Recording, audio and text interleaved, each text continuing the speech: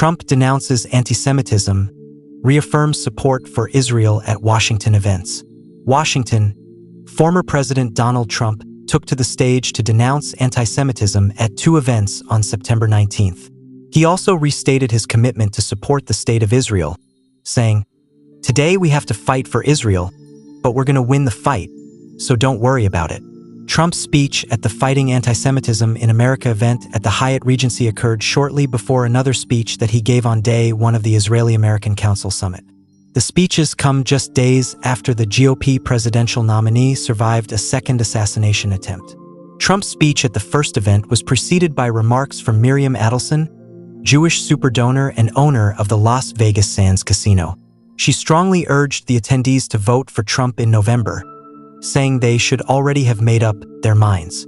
Trump took time to acknowledge several GOP lawmakers in the room, including Rick Scott, Ted Cruz, Joni Ernst, and Mike Lawler, who sponsored an anti-Semitism bill in the House that passed in May with a vote of 320 to 91.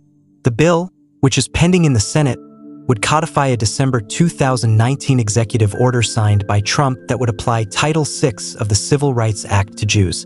During his speech, Trump touted his pro-Israel initiatives from his first term. These included declaring Jerusalem Israel's capital, recognizing Israel's sovereignty of the Golan Heights, and withdrawing the United States from the 2015 Iran nuclear deal. Anti-Semitism partly fueled by Gaza war.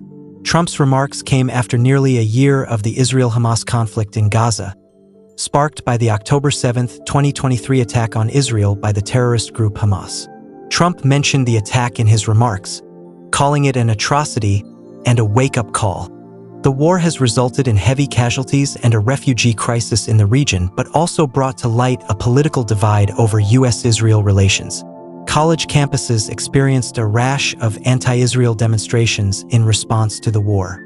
Earlier this year, Jewish students at UCLA were blocked by protesters from attending classes. The university refused to assist them, prompting a lawsuit. In some cases, protesters occupied campus buildings for weeks, demanding that the universities boycott, divest from, and sanction the nation of Israel. In July, 3 Columbia deans were fired over allegedly anti-Semitic texts. On May 7th, Holocaust Remembrance Day, President Joe Biden denounced the rise of anti-Semitism across the nation and issued a Dear Colleague letter to university faculty to help them identify and stamp out anti-Semitism.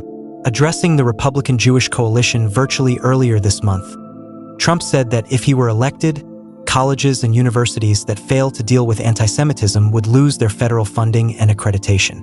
Democrats have typically held the Jewish vote. In the 2020 election, Trump captured only 30% of that demographic. However, a Siena College poll in New York, held from July 28th to August 1st, showed that 50% of Jewish voters preferred Trump over Harris.